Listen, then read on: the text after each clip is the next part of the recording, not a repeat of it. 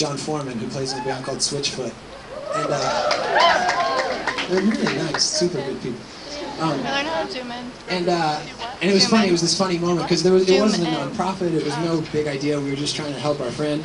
And I was there with John when we got the first box and we opened it up. And we were actually we were at FAU in South Florida. And you can get a cheer for almost anything tonight. It's awesome. So we're at FAU and the place is sold out and it's like 2,500 people. And John's about to go on and he says, "Hey, could I wear one of these shirts on stage?" And I'm not like a marketing genius or anything, but I was like, I think that would be okay. Like, you don't even have to pay for it. And so John wore the shirt, and it was funny. Like, he didn't know we had just launched a MySpace, but he didn't know the address or anything. And so he gets up and he says, "Hey, check out this thing, To Write Love in Our Arms. You can find more about it on the internet." And I was like, "John, that's not going to work. Like, people need an address, you know." And I'm going to get to the important part. I'm getting to the important part. But I was wrong, and basically I went home that night and there was messages from people that had been at the show. Some of you guys at the show? I saw some hands. But there was messages that said that Renee's story was their story. There was people that said they had lost loved ones to suicide. And there was people that said they had considered suicide. And people who talked about an extended season of sadness. They said, "I've been sad for a year and I've never talked about it and I don't understand it. And I don't know where to go, and I don't know what to do with that." Other people wrote in on behalf of friends and said, "There's this person and I love them. Maybe it's a friend, maybe it's a boyfriend or a cousin or a sister. There's this person and I love them and I want to help them and I don't know how.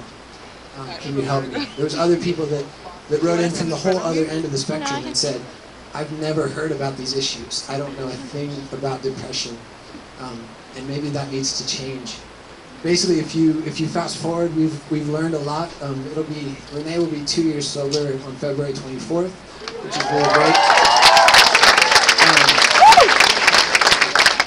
And we've learned that we live in a country where it's estimated there's 19 million of us that struggle with depression. That untreated depression is the leading cause of suicide.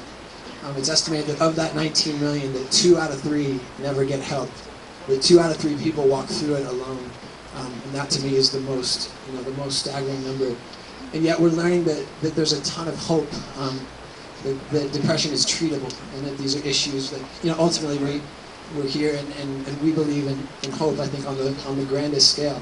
And yet even practically, like in a very simple, even in terms of counseling and medicine and treatment, there's a ton of hope. And so it's been exciting to invite people into that conversation. And we've heard from so many people now that want to talk about these things, that want to learn about these things. We hear from people who are getting help for the first time. Last year we were able to give away over $100,000 that went directly to treatment and recovery, and we're going to try to double that this year.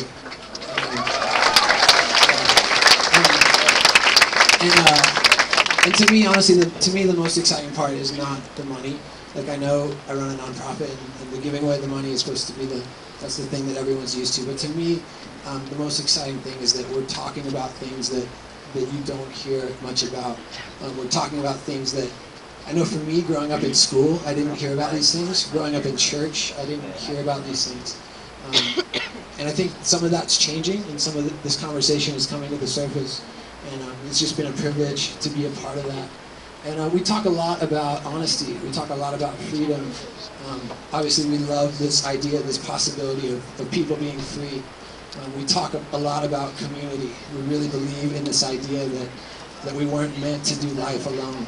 That as human beings, that we need other people. That I need people who actually know me, and people that I can be honest with, and people I can talk to about my questions and my struggles, and my dreams and my fears and all these things. And it's been such a privilege to be around a conversation that looks like that. So we use this phrase, an honest conversation. We say, what would it look like to attempt an honest conversation? And I think we're gonna try to do some of that tonight. And I want to say, you're gonna meet my friend Jill in a second. We were talking, I guess it's backstage.